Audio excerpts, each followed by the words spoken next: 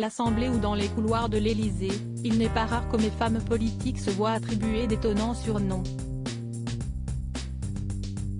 Si la première ministre Elisabeth Borne est devenue Queen Bee après Plan B, Gérald Darmanin n'est pas en reste. En effet, comme l'a rapporté Challenge le 4 février, le ministre de l'Intérieur serait retrouvé affublé du surnom de Darminet par rapport à son zèle avec les élus. C'est Darminet, pour sa capacité à faire patte de velours et à se montrer ronronnant avec les élus, aurait confié un député de la Macronie. Il faut dire que l'ancien ministre de l'Action et des Comptes publics au sein du gouvernement d'Édouard Philippe jouit d'une certaine popularité auprès des élus du territoire.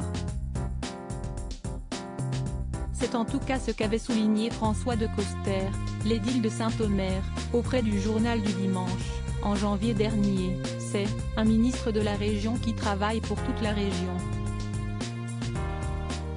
Et le député LR de la 7e circonscription du Pas-de-Calais, Pierre-Henri Dumont, de nuancer, chez moi, son influence est largement fantasmée.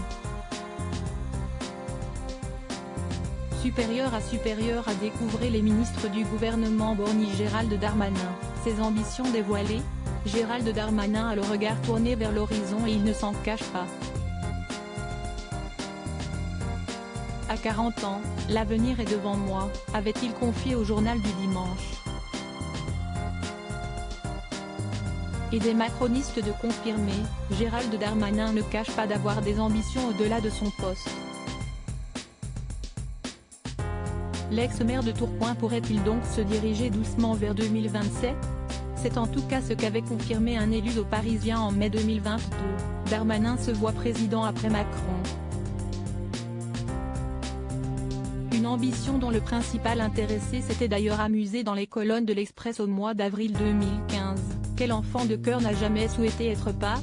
Plus tu connais le monde politique, moins tu te dis que son sommet est inatteignable. Article écrit en collaboration avec 6 médias Crédit Photo, Panoramique.